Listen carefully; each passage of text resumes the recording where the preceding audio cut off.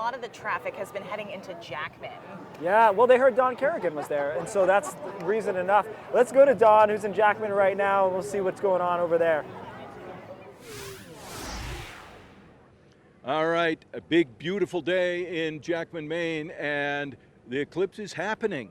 We're a little bit ahead of you guys, and we have an expert here with us, Shawn Laatsch, director of the Versant Astronomy Center at the University of Maine. Is that right? Yep, Versant Power Astronomy Center at the University of Maine, yeah.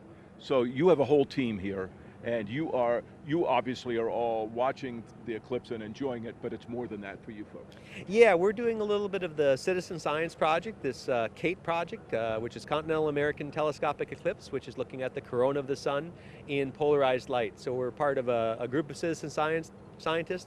There are 35 teams all the way from Texas up to Maine, collecting data on the sun.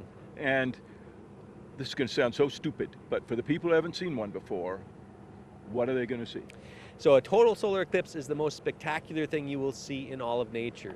And I tell folks, you know, it's not just that it looks like there's a black hole in the sky when you're at totality and the temperature drops, but it's everything around you. You'll see this sort of twilight all around the horizon. The sky is a weird color. And birds and animals react to it. It really is something special.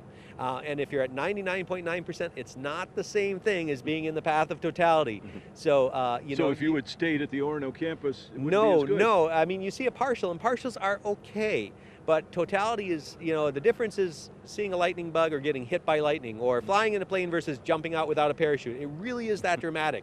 This is one of the most special things you'll see. And again, if you miss this one, you got to wait till 2079 here in Maine before you have another chance. Yeah, I'm not sure I can wait that long. I don't know if I can either. So we got lots of people here. Oh yeah. And people with, obviously, the cameras, their own telescopes, all of that. Are you pleased to see that? Yeah, it's great. I think, you know, one of the really cool things was that the weather, we won the weather lottery, if you will, and it's perfect. And people from all over, I've had colleagues and friends from other planetariums and other astronomy institutes that have traveled here. You know, one of them drove from Buffalo yesterday. I mean, it's one of those things, people really want to see this. And it's really exciting to see all the families out here with the kids, because hopefully this will inspire some of those kids to think about, you know, careers in science, technology, engineering, math. Absolutely. Final question. You're the research piece of this. You want to see the sun's corona, yes, because this is the only time you can see it without that great big sun in the way. What is it you're looking for? Yeah, so the corona is the atmosphere of the sun, and the only time we can see that is during totality, of course. And what we're looking for is sort of how it changes over time. We want to look at how dynamic that is, because it's sort of the start of space weather that impacts us here on Earth.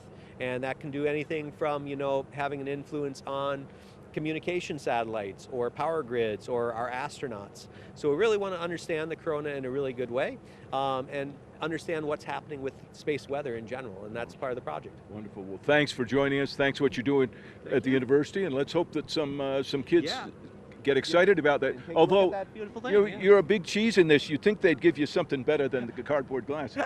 Yeah, these are perfect though, that they're safe, and that's the key thing. Shawn, thank you very much. Thank you. Okay.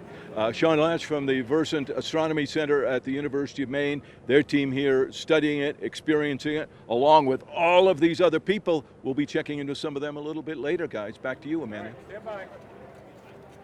Wow, he's right about the glasses. They do work. The only risk is the paper cut. That's Right. it. Outside of that, you're good. Exactly, right behind the ear.